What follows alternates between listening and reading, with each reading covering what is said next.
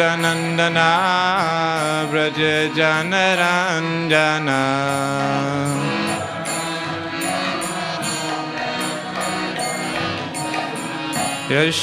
Yashodanandana Vraja Janaranjana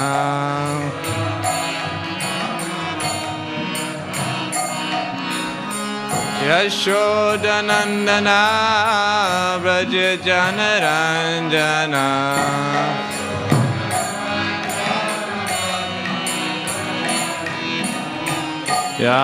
Yamunatira Vanachari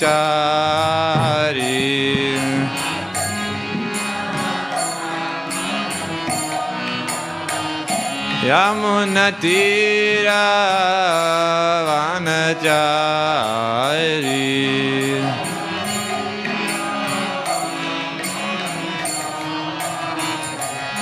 Jaya Radha Madhava Kunjabiyari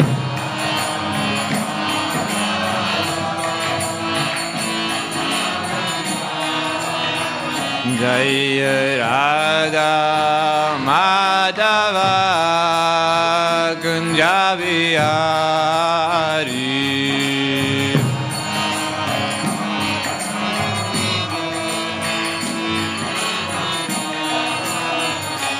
Jaya Gopi Jana Vallabha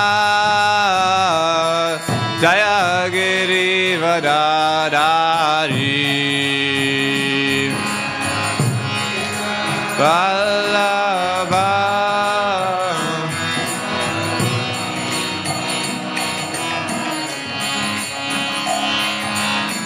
Yashodanandana Vraja Janaranjana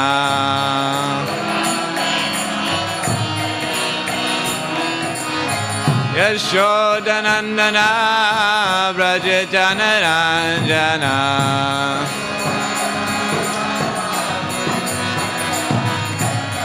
Yashodanandana Vraja Janaranjana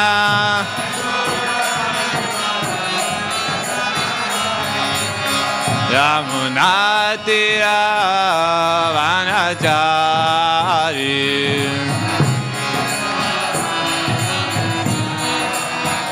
Yamunatira Vanachari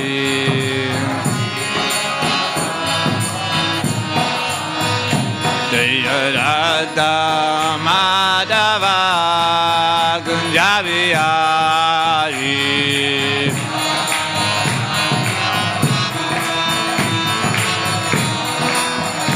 Jaya Radha Madhava Kunjabiyari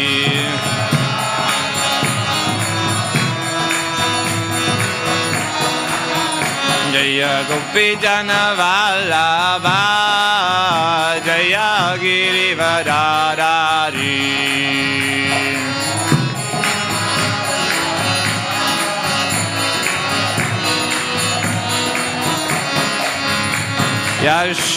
Yashodanandana Vraja Janaranjana Yashodanandana Vraja Janaranjana Yamunatira Vanachari Yamunatira Vanachari Jaya Radha Madhava Kunjabiyari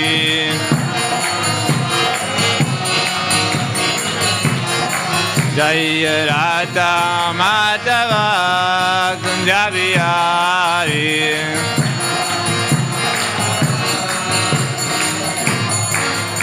Jaya Shri Krishna Chaitanya Prabhu Nityananda Shri Advaita Gadadhar Srivasadi Gaura Bhakta Vrinda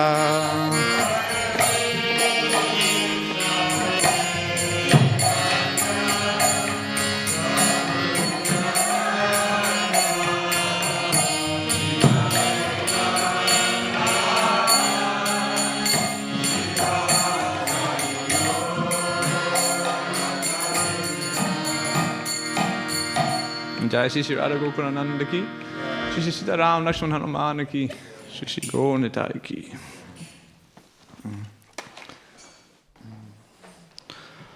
Om Namo Bhagavate Vasudevaya.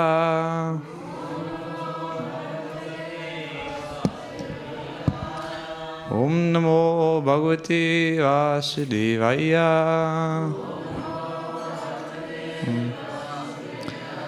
Om Namo Bhagavate Vasudevaya.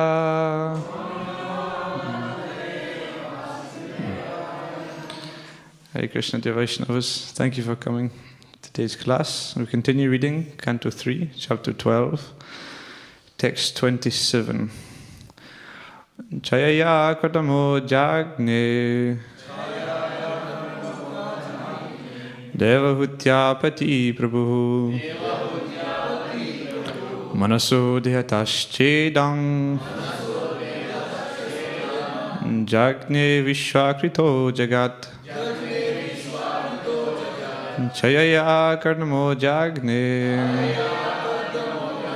Devahutyapati Prabhu Manaso Deataschedang Jagne Vishwakrito Jagat Chayaya Karnamo Jagne Devahutyapati Prabhu Manaso Deataschedang Jagne Vishwakrito Jagat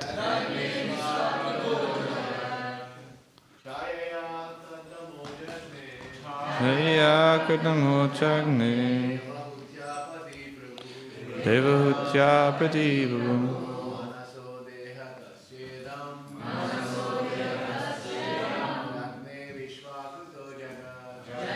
Vishwakrito Jagat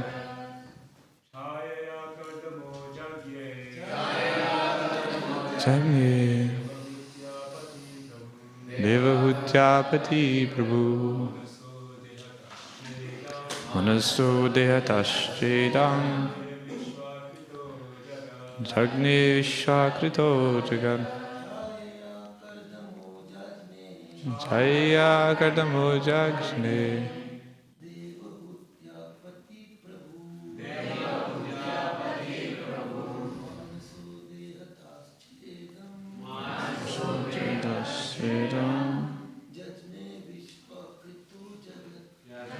Vishwakrito Vaishnavis Chaya Katamo Jagne Devahutyapati Prabhu Manaso Dehatashchedam Jagne Vishwakrito Jagat Chaya Katamo Jagne Devahutyapati Prabhu Manaso Dehatashchedam Jagne Vishwakrito Jagat Chaya Kartamo Jagne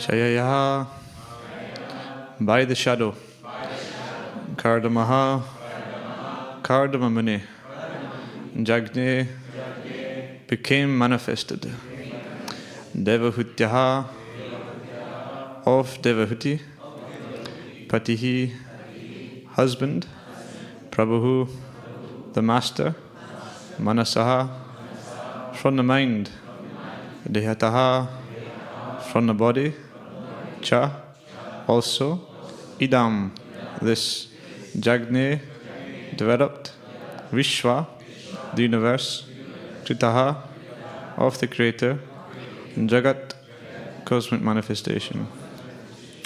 Translation purport by His Divine Grace Shri A.C. Bhaktivedanta Swami Shri Prabhupada ki.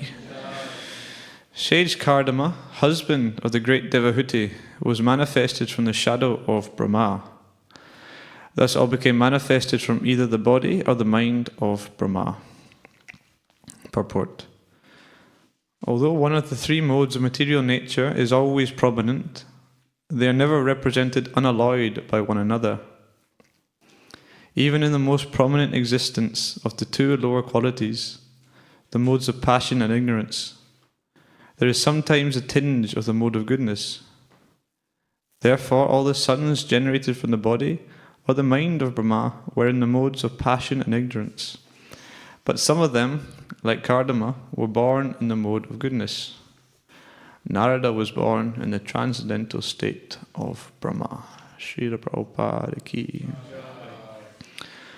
Om Ajnanatimirandasya Gananjanasya Lakaya Chakshurun Militam Dina Tasmai Shri Gurave Namaha Shri Chaitanya Manobishtam Shtapitam Dina Bhutale Swayam Rupa Gadamayam Daranti Swaparantikam Vandeham Shri Guru Shri Yutapada Kamalam Shri Gurun Vaishnavamscha Shri Rupam Sagrajatam Sagana Raganatam Vitam Tam Sajivam Sadvaitam Savadutam Parijina Saitam Krishna Chaitanya Devam Shri Radha Krishna Padan Sagana Lalita Shri Vishakam Vitamscha He Krishna Karuna Sindhu Dino Bando Jagatpate Gopesha Gopika Kanta Radha Kanta Namostate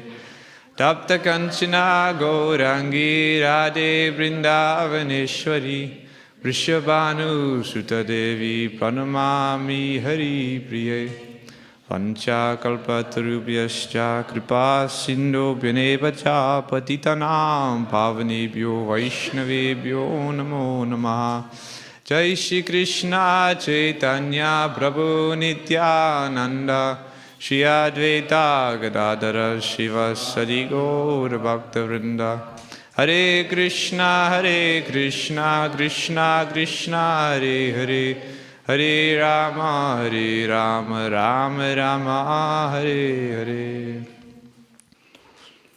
Krishna Krishna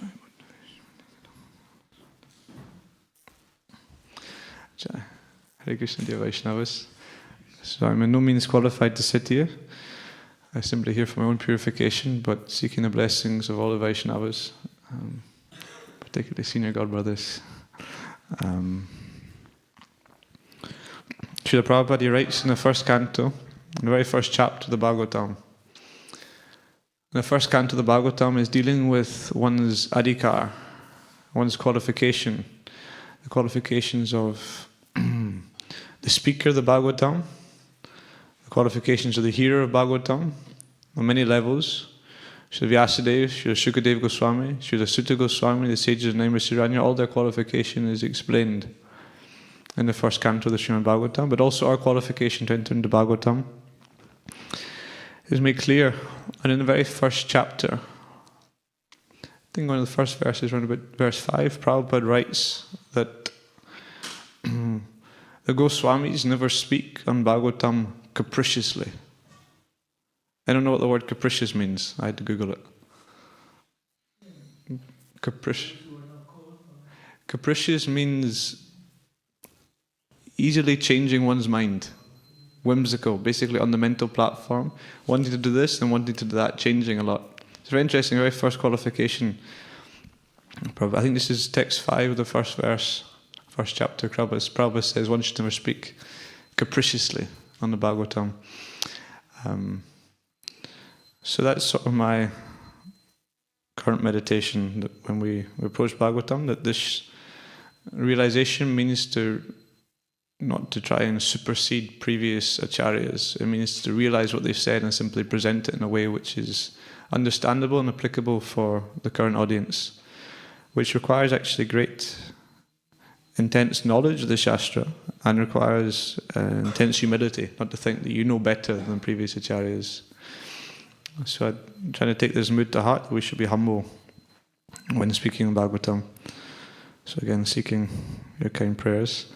Here we're in the middle of the third canto, and we're dealing with Lord Brahma and his creation, he's currently third time lucky. So first time trying to progenate everything, Kumara's come.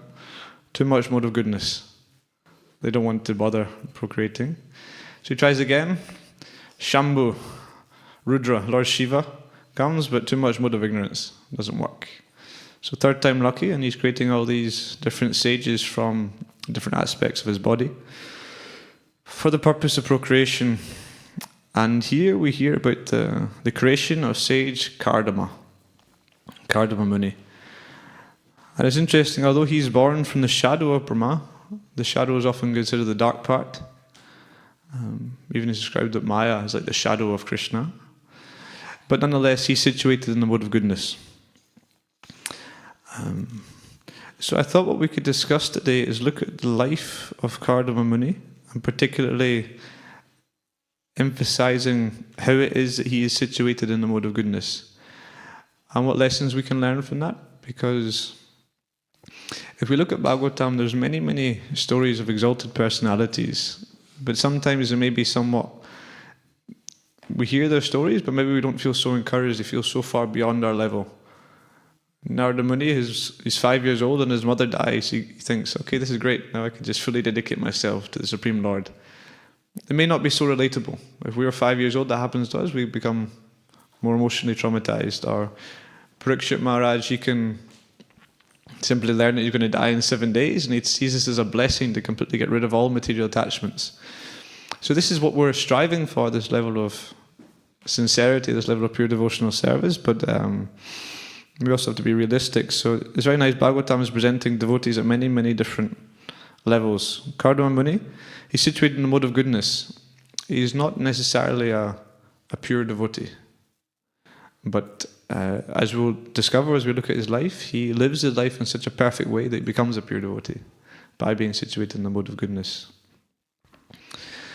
So Kardama Muni, he's instructed by Lord Brahma to progenate, and in order to undertake this task, he decides to sit by the river Saraswati and perform penance for 10,000 years. After performing this penance, he gets darshan of the Lord. This is the perfection of any sort of form of yoga or meditation, is to actually to see the Lord. And he becomes overwhelmed in ecstasy as Lord Vishnu appears on the back of Garuda. And he prays to Lord Vishnu, saying that now the perfection of my eyes has been achieved, now that I've seen you. And the Bhagavatam gives such a beautiful description of the Lord there, with white lotus flower garland, with black curls of hair on his face. Very poetic. And Kardama Muni is praying that now the perfection of my life has been achieved, that I have seen you. He says that those great personalities who are seeking to cross over this material world, simply they take shelter at your lotus feet. Your feet are the vessel by which one can easily cross over this material world. It says only a fool would approach you looking for some material gain.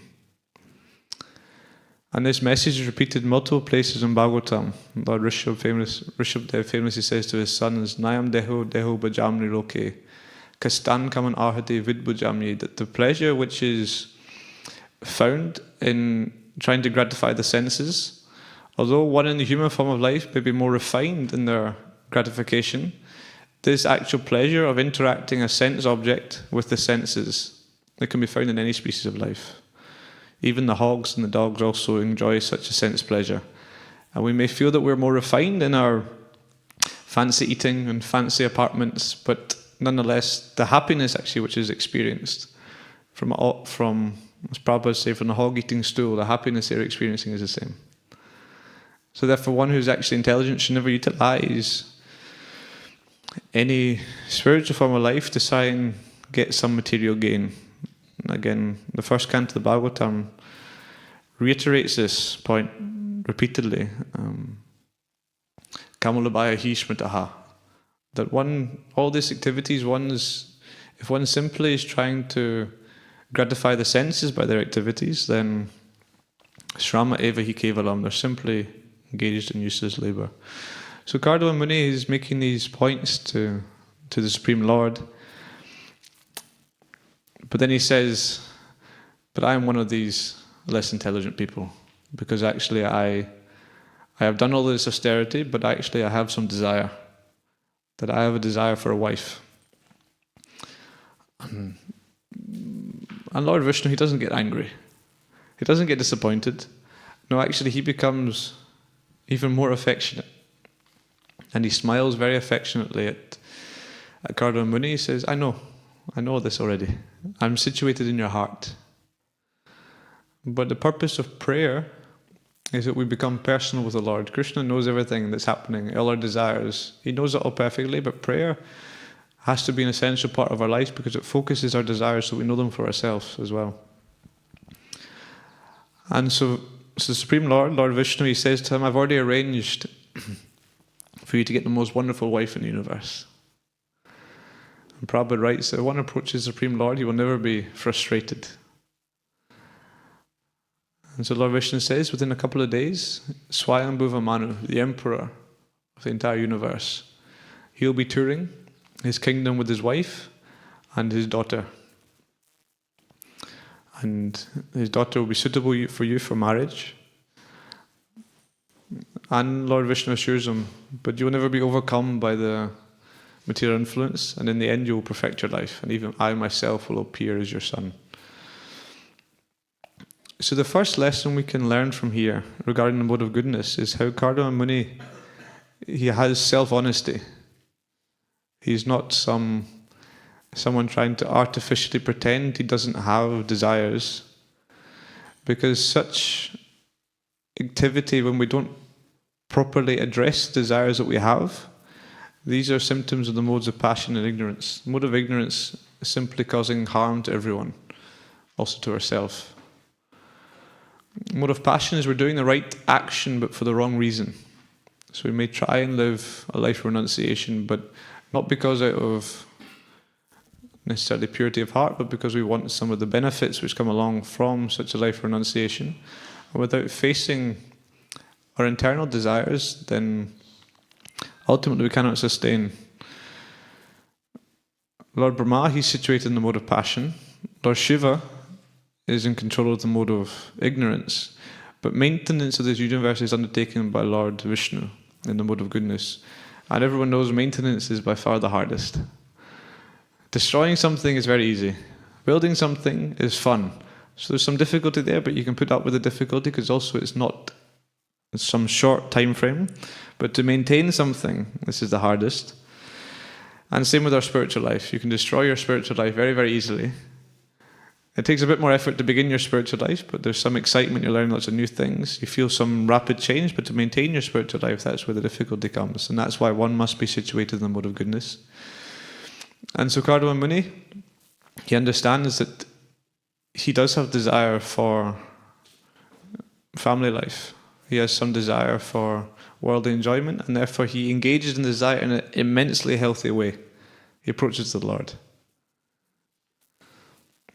And as we see from his life, as we look at the story, he perfects his life.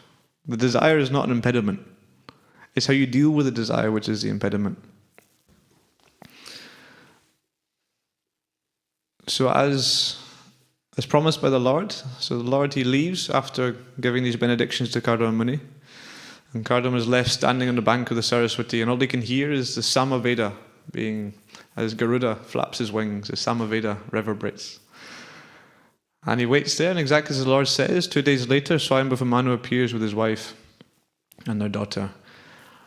And Swayambhuva Manu, he's not heard anything from Vishnu, but they've got their own plan, but actually it's all being organized by the Lord. And he goes and he sees the sage, and he sees that, of course, this sage, he has matted hair, deer skin. He's not looking particularly presentable for his daughter, who's a princess, but you can see that this is an unpolished gem, that he's actually glowing with such tejas. And Prabhupada writes in that purport, actually, that the brahmachari should look healthy and lustrous. For one who wants to advance in spiritual life. It's an interesting purport. And so he approaches Kardama Muni, and he offers the respect, because although Swayambhuva Manu is the emperor of the entire world, He understands that the Brahmana is my spiritual master, so he offers his respect to him. This is a penniless sage. And Kardama Muni, he also has immense appreciation for Swayambhuva Manu. He's not sitting there simply just, yes, you respect me. He then offers his respect in return to Swayambhuva Manu. And he says to him, it's only because of your service, the way you're looking after this entire universe, that you're cutting out all rascals, all thieves, criminals. It's only because of your leadership that I can actually engage in my penance and austerity, in my study of the Shastra. And simultaneously, Swayambhuva Manu, he starts glorifying him. He says, well, unless I get darshan of such sages like yourself, then my life is completely lost. Only by your guidance can I understand where I'm going. So they very nicely appreciate each other. It's very beautiful, actually. And then even Swayambhuva Manu, he says that actually the Supreme Lord, he protects both of us through each other. That the Brahmanas protect the Kshatriyas and the Kshatriyas protect the Brahmanas. And the second point we can learn here about the mode of goodness is the mode of goodness means appreciation, mutual appreciation. His Holiness Jayadvaita Maharaj would refer to the society as a mutual appreciation society. And actually this is a symptom of one who wants to advance in spiritual life, is that we can appreciate the service of others. If we cannot appreciate the service of others, it means we're still very much on the neophyte platforms of devotional service, because simply we are at the center. I am the one. One devotee explained, and I relate to this quite a lot. He said, initially when I joined, I thought these guys are very, very lucky to have me. The service I'm doing is revolutionary. But over time I realized, no, actually I'm very lucky to be allowed to be in the association of such exalted Vaishnavas, and all Vaishnavas are exalted. We have to come to that level of seeing all Vaishnavas exalted. On Jamashtami festival, we had a nice conversation. There was a group of devotees with His Grace Kartik Chandra Prabhu, and he was sharing one pastime from Bhaktisiddhanta Maharaj. Brahmacharis had approached Bhaktisiddhanta Maharaj, and I'd asked him for some advice, I think, on how to live in community. It's often a question which comes up, how to actually live in association of devotees. And Srila Bhaktisiddhanta Saraswati Prabhupada, he said, associate with each other in good measure. So they were a little bit confused. What does this mean? So after asking other senior god brothers, they got encouraged to go and speak to Prabhupada again. And he said, very simple, not too much, not too little. If you associate too much without nourishing your own spiritual life, it means you become unhealthily dependent upon another. They're simply, I see these devotees are my friends, I feel happy being with them simply as friends. But if they were to leave or move country or move ashram, then that would completely destabilize my spiritual life. And this is somewhat of an unhealthy, initially it may be there, but we have to move beyond this particular stage. We have to nourish our own internal realization, our own conviction, because change is the one constant of this material world. It is sure to happen. The people we were with, you don't notice it happening because it happens slowly. But slowly you look around and you realize actually so many people around you are always changing.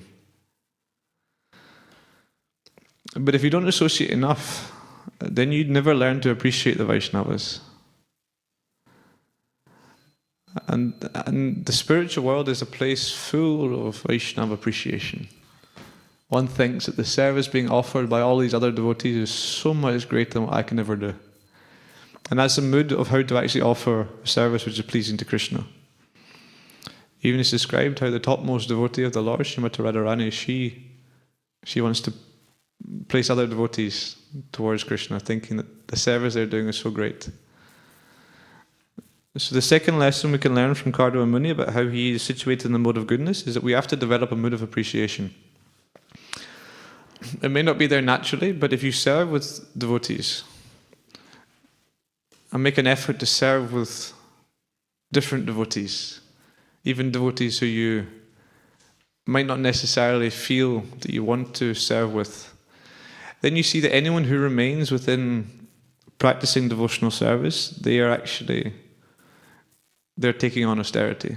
And when you appreciate the austerity someone's taken on, you may not appreciate other aspects of their character or ways they act, or even the outcome of their service, but if you appreciate the austerity they've done for Srila Prabhupada, then you become unified. And your spiritual life also flourishes. So this is the second point. So then Swayambhuva Manu, he approaches Kardama Muni, and Kardama asks him, "My dear king, what can I do for you?" And the king, he says, "My mind is disturbed. My daughter, she is at a marriageable age, and she's looking for a husband. And she's heard from Narada Muni about your exalted qualities, and her mind is fixed upon you." And he doesn't know that Kardama Muni has already requested a wife. So he tries to play the game a little bit, and he says, "I've heard you've not taken vows of lifelong renunciation. And moreover, my daughter, she is most highly qualified. You can't come from a more qualified family than Swayambhuva Manu. Your brother is King Uttanapad and King Priyavrata. So exalted, actually. And even he describes her how beautiful she is, just to entice her. He says even some Gandharvas, they're flying by, and they seen her on the roof of the building, and they fell from the airplane, simply her beauty was so much." And he says to Kardama Muni, if one rejects an offer which comes of his own accord, then this is not so good. It's better to accept an offer which comes of his own accord than later have to go and beg from a miser, because that will lower your position. And Prabhupada describes, actually, this is the highest type of marriage, is that the father will offer the daughter in charity to a suitable husband. This is the highest type of marriage according to Prabhupada in the Vedic understanding. So Kardama Muni, he graciously accepts, knowing this to be the plan of the Lord, but before he accepts, he contemplates. And again, this is another symptom of the mode of goodness, is that he understands that will this wife be good for my spiritual life? Because before entering any serious decision in life, mode of goodness means to think of the long-term plan. Mode of goodness means long-term. Mode of passion means what will gratify me now. Mode of goodness means what will bring about ultimate happiness for both myself and for my wife. And so he sees that, yes, she's highly qualified. Also, she's attracted to him, he's attracted to her. Therefore, they're a suitable match.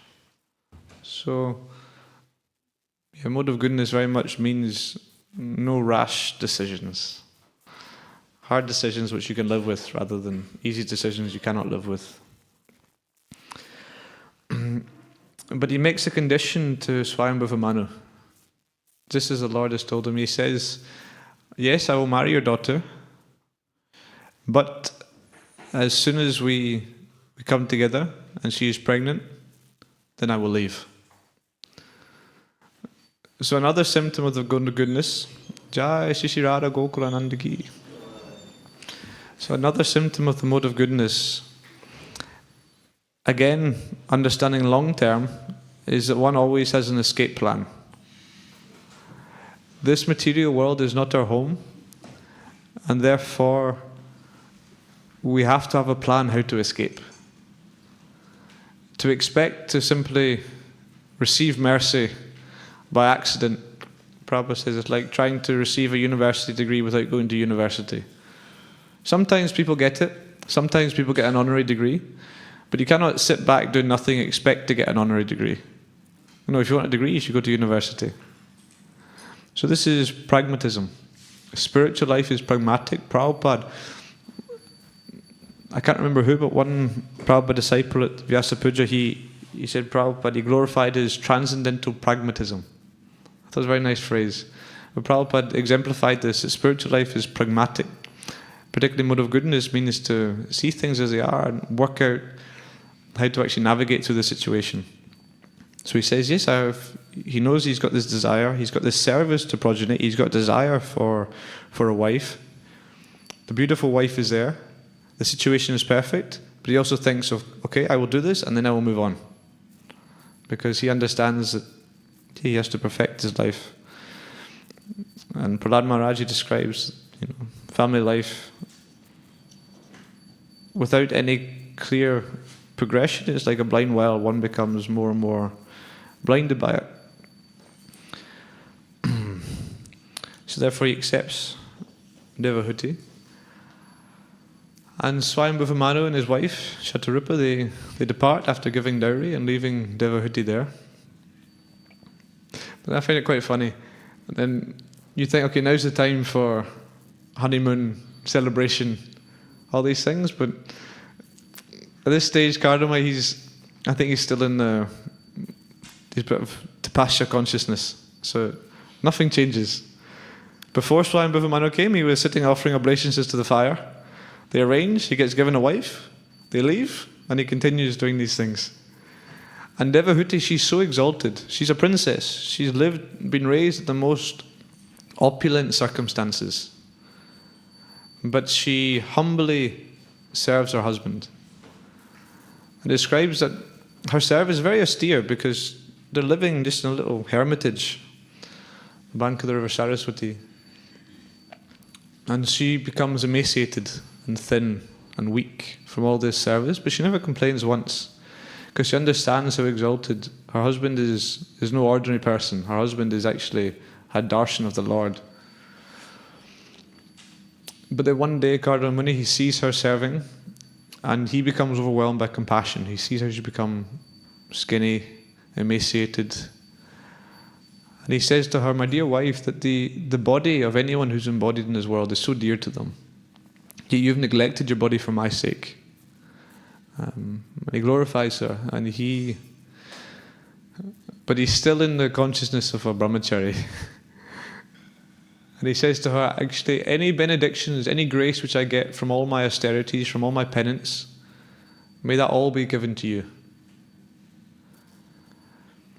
And Devahuti, she's very grateful, but still naturally she has other plans in mind.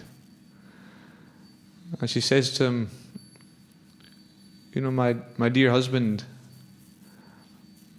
I'm your wife, and you're an exalted sage, but I have a desire for children. And even the Supreme Lord, he said that you would have children. So I think it would be best if we could maybe change this way of life a little bit, because she could understand herself that although she was serving her husband so nicely, still she had this desire. So Kardama Muni, he graciously agrees. And Devahuti says, well, if we're going to have children, then naturally we need a house. This is the nature of the material world. Everything likes to expand. So Kardama Muni, he's no ordinary person. He's actually, master of all different mystic cities. And therefore he says, no bother. And he immediately manifests, not a house, not a mansion, a castle in the sky, an aerial mansion. There's whole pages of descriptions to this mansion in the third canto Bhagavatam. There's courtyards, there's gardens, there's lakes, there's many, many different types of birds, there's intoxicating fragrances, there are columns made of jewels. It's quite something. Devahuti, she sees this, but she's feeling, Kardama Muni, he's very sensitive, and he understands that when Devahuti sees this, she feels somewhat uncomfortable because she's still in this emaciated state. She's been performing so much austerity, her hair is all matted. He says, don't worry, you go in town to the lake, Bindu Sarovar, which was created from the tears of the Lord. And she goes down there and she gets a complete makeover. And she comes out looking very, very beautiful, and Kardama, he's very attracted to see her. And they go into their aerial mansion, and they travel throughout the entire universe. All the highlights they see. This is Probably the most fancy honeymoon you could ever describe. And they see everything. And then eventually, after traveling all around the universe, Mount Sumeru, different pleasure gardens everywhere, they come back to beside the river Saraswati. And Devahudi has a desire for a child. And for Kardama, he actually, using his mystic abilities, he expands himself. And they enjoy together. But it's very interesting. As soon as they come together, unite, and Devahuti becomes pregnant, then after all that enjoyment, all that pleasure, as soon as she's pregnant, and it describes actually immediately, as soon as she's pregnant, she gives birth. I think Gardamuni, he was still using his mystical abilities, maybe didn't want her to deal with the pregnancy or something. So as soon as she's pregnant, she gives birth, and she gives birth to these 9 beautiful daughters. He even describes the smell of their limbs is like a red lotus flower. Very exalted. So Kardama, he's enjoyed in all this way, and finally his daughters are here. And as soon as they're here, he's out the door. He said, no, I made my word. I will come, we'll enjoy. And as soon as you have a child, then gone. It's a bit extreme, you know. And Devahuti, she's very distraught. Naturally so. She's trying not to be, because she understands her husband is a great sage. But she's at the door as Kardama is leaving. And she's saying, my husband, you cannot leave me like this. Even according to Vedic understanding, a woman is always under the care of her husband, of her father, then her husband, and then her son. But who will look after me? I've got no sons.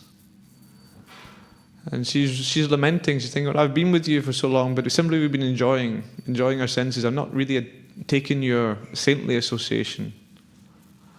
So Kardama, he looks back and he feels some duty perhaps. And so he goes to her and he tells her, actually, no, the Supreme Lord, he will descend as your son. So this is then heralding the appearance of Kapila Dev, or the incarnations of the Lord. And then Kapila Dev, he appears, and Kardama Muni, he goes to Kapila Dev and says, okay, now can I leave? And Kapila Dev, he gives some blessings that you can leave. And it's very, very interesting because, again, this is another symptom of the mode of goodness. Here the Supreme Lord has come as one's son. And we glorify every day, even before giving class, we're saying, Yashoda Nandana, Brajajana, the Supreme Lord, he's a son of Mother Yashoda. We're glorifying Mother Yashoda. We're glorifying Nanda Maharaj. We're glorifying all the residents of Vrindavan who have such an intimate relationship with Krishna. They see him as their son. Mother Yashoda, she's even chastising him. Go pyare twai katagasi go pyare twai katagasi damatavad yate the shashtakare samvana samramaksham vaktram namiya by bhavanayasti tasya samam mohayati beer abiyat bibeti. That Mother Yashoda, she's got a stick in her hand as she's going to get Krishna. Krishna, he's looking down, his face is downtrodden, and the black ointment around his eyes is being smudged from his tears. And Kunti Devi, she's making this prayer that she's bewildered because fear personified is afraid of Krishna, but Krishna's afraid of Mother Yashoda. So always we're hearing these glorifications of Krishna's mother, Krishna's father.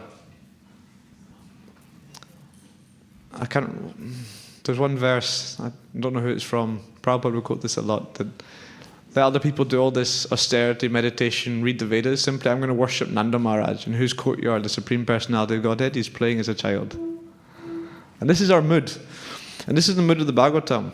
But here, Kardama Muni, he gets the Supreme Lord as his son, and straight away he asks for benedictions to leave. So why is this? Well, it's another symptom of the mode of goodness, is that actually Kardama Muni realizes he's not on that platform. Mother Yashoda, she has no material contamination whatsoever. Nanda Maharaj has no tinge of any sort of material sense enjoyment. These are completely pure devotees. Simply the pleasure of Krishna is the only thought in their mind. There's no other distraction. Just like the Ganges flows to the sea, all their thoughts are about the pleasure of Krishna. And therefore their service is so exalted that Krishna allows them to perform as his father, as his mother. And he, using Yoga Maya, she covers their knowledge of who Krishna is so that they can relate to him in this way. But Kardama Muni, he's not on this level. And therefore he knows that if he starts relating to Kapila Dev in parental affection, actually it will not be pure devotional service. Actually it will not be so beneficial for his spiritual life. It's very interesting. Kapila Dev also knows this. And so Kapila Dev tells him, yes, you live as a mendicant, you travel around, don't stay in one place more than 3 days. And by doing this, by showing compassion to all living entities, you will see me in everybody's heart. And this is what happens in Kapila Dev. Kardama Muni, he leaves, and he perfects his life, he goes back to Godhead. So it's another symptom of the mode of goodness, means to realize what level we're on. We start acting like Mother Yashoda, whilst we still have material desires. This is going to really screw up our spiritual life. So everyone gets a personal treatment in spiritual life. Even I was at the doctor's yesterday with another devotee. Very good doctor, Ayurvedic doctor. It was interesting. Beforehand we were discussing some of the things we wanted to get advice from the doctor, and some of our symptoms are quite similar. But the advice she gave was very different, because actually the problems we had were different. So this is a real doctor, that they actually address the root cause. So in spiritual life is the same. We may look like we're similar positions to other people, but actually the anarthas we have are different for everybody. And therefore Krishna, through the spiritual masters, are going to give us a different process of purification. So like this is sort of an overview of the life of Kardama Muni. Some points we discussed about him being situated in the mode of goodness was initially his honesty. I have these desires, and he engaged with them in a very healthy way. Then his mutual appreciation, how he could appreciate also the service of other Vaishnavas. This is a symptom of the mode of goodness. Thirdly, before he engaged in a big life decision, he very much did not act rashly, but assessed the entire situation, thinking of his overall welfare, and also planned for how to actually move beyond that situation. And finally, he never acted beyond his level. He knew which level he was on, and he knew the process of purification by which he could perfect his life. So these are all things that if we accept them in our life, will allow us to sustain one's devotional service, because we're here to give this entire life to Prabhupada, not to give 10 years to Prabhupada. Prabhupada's got a worldwide revolution which he's bringing about, and we get the option to be part of it. But if we're going to be part of it, we need to make sure that we're still here. And we're going to be here actually if we come to the mode of goodness. So these are some thoughts here. Perhaps if any devotees have any other comments, any questions you'd like to make, then we can discuss. Yes, please, Mataji. I think the microphone, is it dead, or it's got life? It's been reincarnated to the microphone. I think Mataji speak first.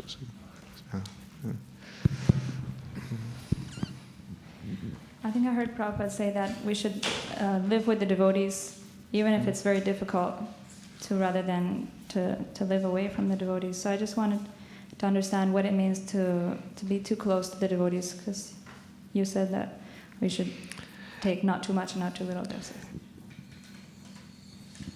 Yeah, we have to become entirely dependent upon the Vaishnavas.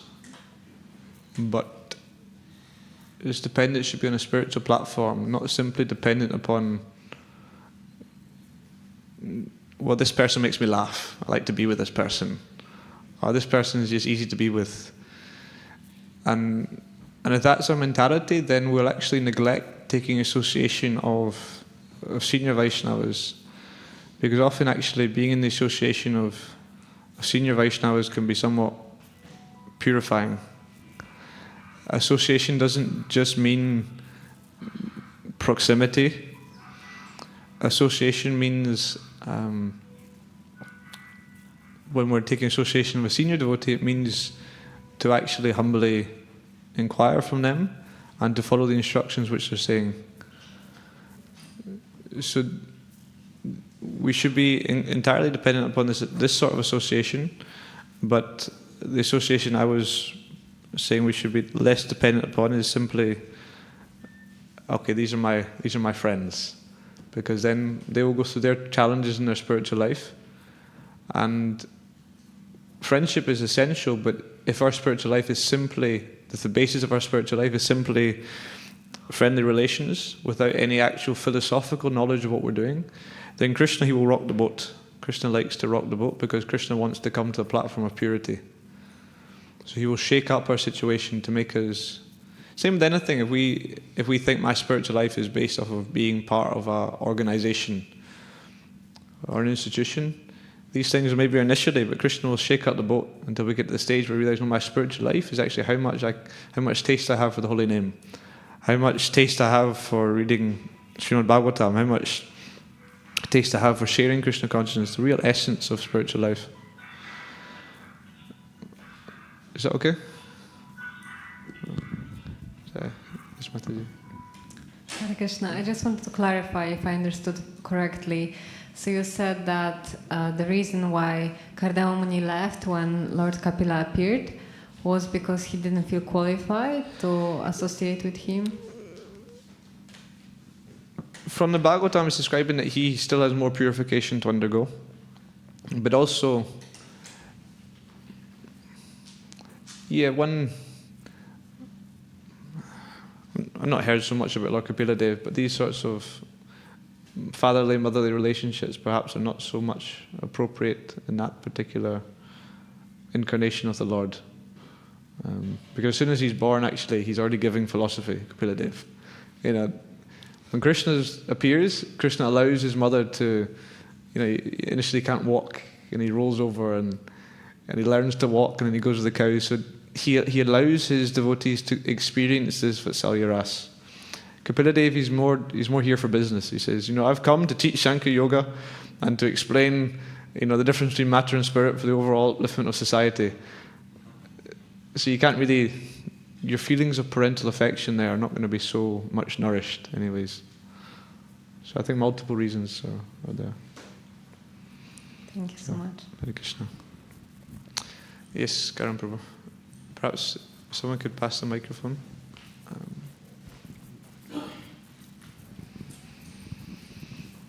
Thank you for the wonderful class, Prabhu. You mentioned this point of self-honesty, and so it just seems like Kardama Muni had a desire, and he was honest about it. But then the way he went about it later on, it just seemed like he didn't really go with it. He didn't really take it on. So, do you see what I mean? Because he does it and then he just leaves. Yeah, But this is the nature of a desire. Material desire isn't you. That the soul is actually on the level of anyabhalasita sunyam. That's the level of the soul's desiring pure devotional service. And all these other material desires, these are somehow, kama esha, krodha esha, rajagun. This is coming from this contact with material energy. So, but he has some tinge of this desire, and also he's been given the instruction to progenate. Brahma wants. So he's thinking, well, it's there. But it's not like that desire is completely encompassing him. Because even it's described when he gets that benediction, when Swayambhuva Manu says, yeah, please, my daughter's here, get married. He says, then he leave, and Kardama Muni, he smiles to himself, thinking of Lord Vishnu. It's very interesting reading that. It's like, normally if someone just said, okay, you're waiting to get married to this girl, and she's the most beautiful girl in the world, you're going to start thinking of her straight away. But he's not at all on that level. It's like this small little desire, and he can also utilize it in service to his spiritual master. So he does it, and then he, moves on. But he really goes for it, you know. It's like aerial mansion, you know, and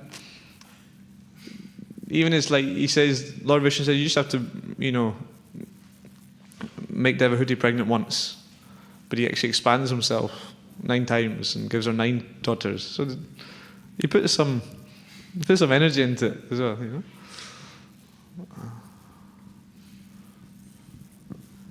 Hare Krishna, Prabhu. Hare Krishna. Thank you for that wonderful class. I think when Vyas Maharaj was born, the same instance, like, you know, he is not attached to this material world. He just, as soon as he's born, just leave home. So Shukadev Goswami. Yeah. Yeah. Yeah. Haribol. Yeah, he didn't want to leave. Didn't want to leave the womb.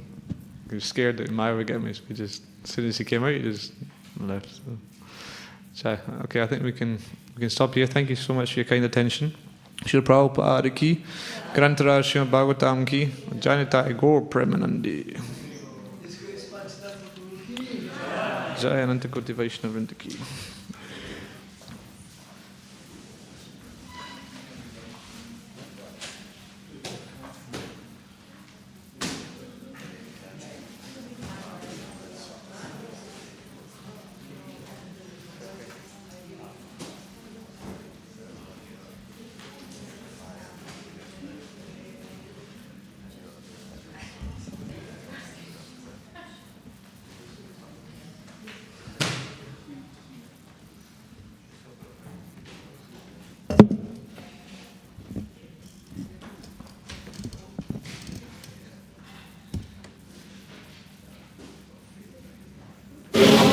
Hare Krishna, Krishna.